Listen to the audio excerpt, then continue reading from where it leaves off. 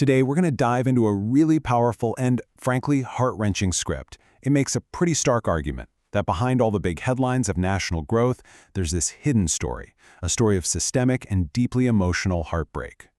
So, right from the get-go, the script hits you with this powerful, nostalgic metaphor of a golden bird. It immediately sets up this stark contrast between a glorious, almost mythical past and the reality it's about to pick apart. This symbol is absolutely central to the whole story, and trust me, we'll be coming back to it at the very end. And this is where the script just lays its cards on the table.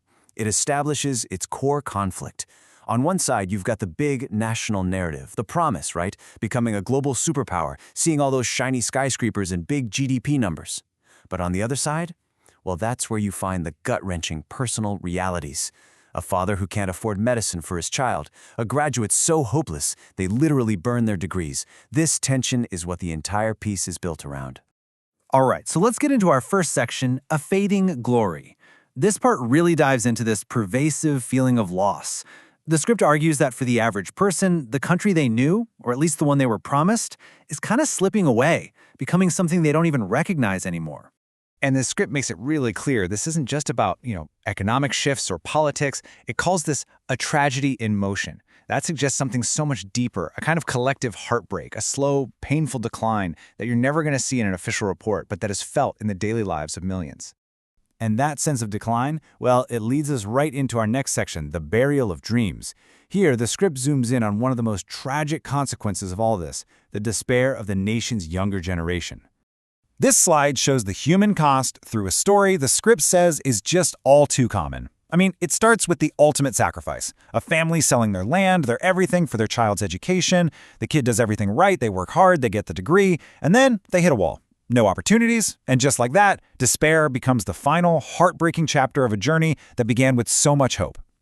This, of course, leads to the phenomenon we call brain drain, but the script reframes it. It argues it's something way more profound than just losing talented workers. It calls it the nation losing its soul, suggesting that every single student who's forced to leave takes a piece of the country's future, a piece of its spirit with them. So from that very personal story, the script then pulls the lens back to look at the whole of society, in a section it calls A Nation of Two.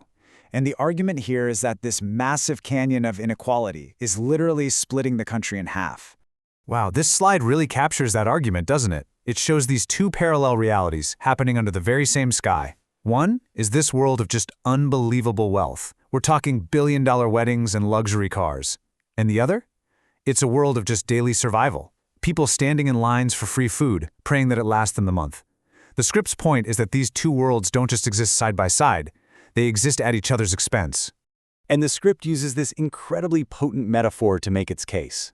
It argues that the very symbols of progress, like these gleaming shopping malls, are actually being built on the crushed dreams of the majority. It suggests this kind of growth isn't just disconnected from the common person, it's actively wiping out their hope. And here's the crucial point the script is making. This is not sustainable. The gap has become a canyon, and that social bridge that holds a society together, things like trust, empathy, a sense of a shared destiny, well, it's starting to snap under the strain. This leads to what the script presents as perhaps the most tragic loss of all. In this section, the erosion of unity, the argument is that the economic divide is now pouring fuel on a social one. So, the script sets up this really painful contrast by first reminding us of this ancient, foundational ideal, Vasudhaiva Kutumbakam, the idea that the world is one family. This is presented as a core part of the nation's identity, which makes what comes next just so devastating. Because the script argues that this ideal of family is being shattered by walls people are building themselves. Forces like religion, caste, and politics are driving wedges between people, turning neighbors into strangers, and replacing a culture of kindness with one of anger and suspicion. And right here, the source makes its most dramatic claim. It basically says that the greatest threat to the nation isn't some external enemy, it's this internal decay. It argues that a country that's divided against itself by hate is already defeated, no matter how strong its military is. Okay, so in this final section, the script's tone shifts a lot. It moves away from analysis and argument to what feels like this desperate emotional plea. And it's all framed as a series of haunting questions aimed right at the system itself. So the source begins this plea by just taking the whole national narrative and flipping it on its head. The Indian dream, that promise of a better future. It says for many, it's become a nightmare, a cycle of struggle and disappointment they just can't wake up from.